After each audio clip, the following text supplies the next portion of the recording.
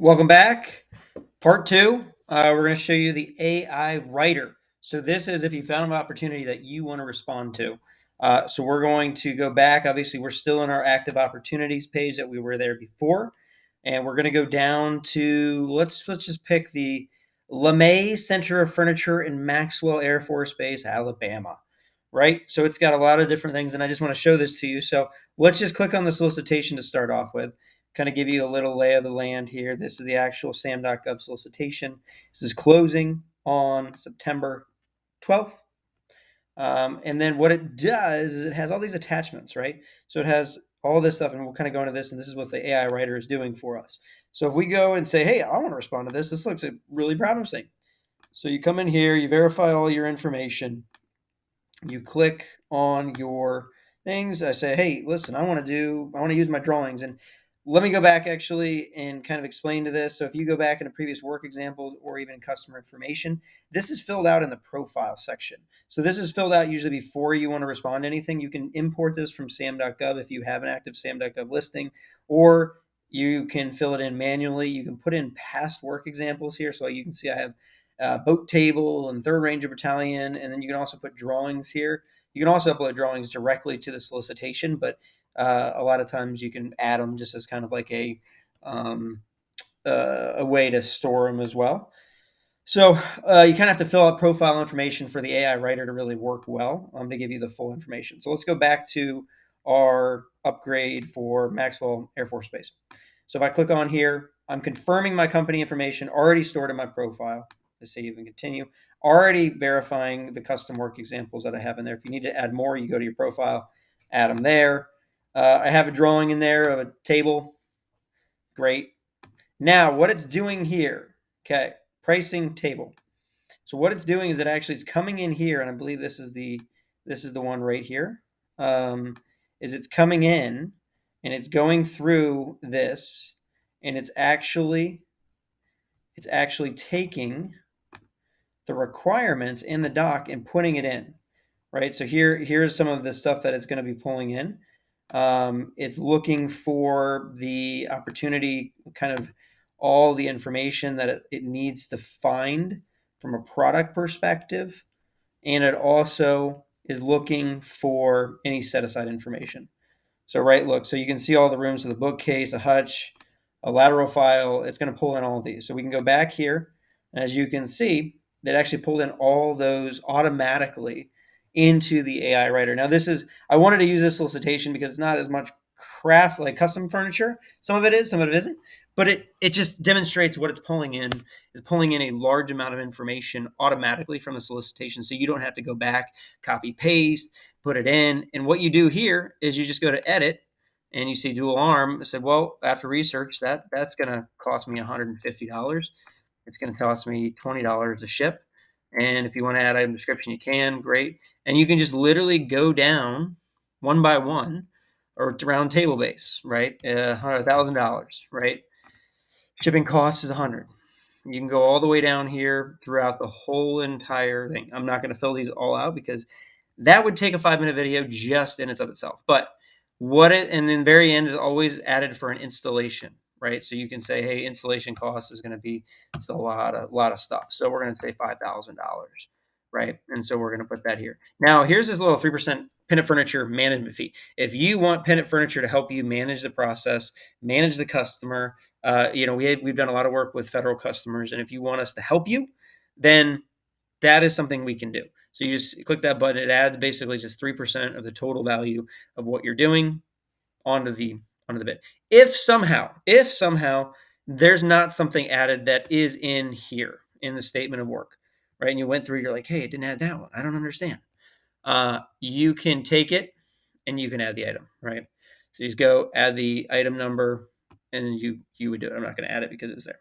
So now you hit save and continue. Now what this does, the next stage, qualifications using ChatGPT, and it's actually writing a qualification document for me. It's looking at the set-asides and the qualifications used in the actual attachments. You can see the Army, the Air Force proven, and it's actually taking it and drafting it directly for you based on your past experiences and using language from the RFP. which is really cool because you don't have to do any of that. So look, it's pulling out commitment to some contracting, repair, and you want to look over this. Make sure you look over it. You can change it. The AI generator does tend to be a little wordy, I would say, but it's still pretty good. Gives you a really good starting place, and then you can go back and say, like I don't like how this sounds like proficiency repair. Well, we're not going to do disposal of equipment, so we're just going to do like, hey, we're just going to take that out, right? Right. So you're okay with it. Everything you have a chance to edit it. This is going to give you a Word document, so you can edit it as well. Thank you for considering Pinit Furniture for this project. Right, this is great. So it says save and continue. Now it's going to look at the set aside information. So I am listed as a small business set aside. So it's actually going to pull in that information and say, "Yep, I'm a total small business set aside code. So we're a small business. We qualify for this, right?" And that's something you set up in your profile. And we can help you obviously if you're not set up on SAM. It can do. So now you hit save and continue. Title it. I'm going to just say Pinit Furniture Response. Okay. And then you hit create response. Now, what this does now is it creates you a full proposal, in a Word document for you then to go and edit what you want to do. Now, this takes, let's just be honest, this takes 3+ hours, multiple hours of being able to have to input all that information, that pricing, all that stuff, and putting it in a document for you that is, I would say, 80 to 90% ready to be submitted to the federal government or to the designer, depending on what you're looking for. So if you look at the RFP, so it's saying RFP response for Pinit Furniture, pulled in my information. Here's the point of contact. Here's my point of contact, right? Then why are we qualified, right? Beneficiary highly qualified. Here's our set asides, our qualifications.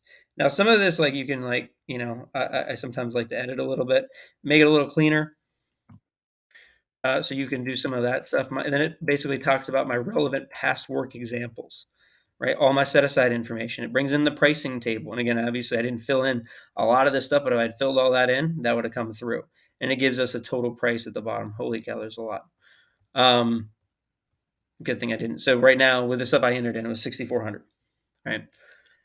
Then it brings in my drawing. It was just a sample drawing, right? So of a conference table. And then it puts in my past work examples with the pictures that I had put in my profile, right?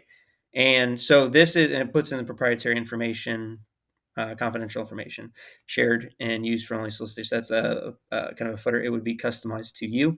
Obviously, I'm doing this as Pinit Furniture, but that's something that you could do. So then what I usually tell people is say, hey, go through this, make any edits, anything that you need done, PDF it, and submit, right?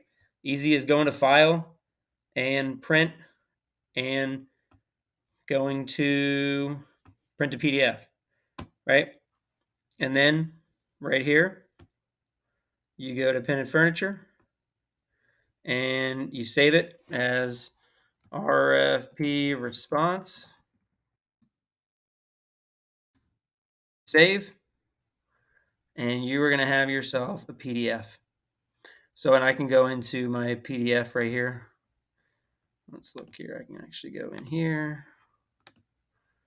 If I go to documents and I go to Pinit Furniture, go to RFP response here, pull this up, and you have a nice template, a nice way to respond that has all kinds of information, including pricing and everything for them to evaluate you on. Now, again, you want to make this as creative as possible. You can add, subtract, make it pretty, do a background. This gives you all the pertinent information, though, that you need to really be successful, right? And what this did is it took the time to look and actually draw everything out of the document so that you didn't have to spend 3 to 4 hours creating this, and you can spend 30 minutes kind of finishing up a document to submit to the government. Now, the last thing I'll show you is past opportunities. The past opportunities page is basically anything that gets submitted is going to put over here, and you can see the contract award. And so this gives you a way to say, hey, I submitted this. Where is it at? I win it. I didn't hear I won it. Who won it? What was the price? What should I do next time? Maybe I need to reduce my price. I need to, get better. We're always sharpening the pencil over here. So That's the last kind of piece to it. But the AR writer is super powerful to be able to save you a lot of time, a lot of effort.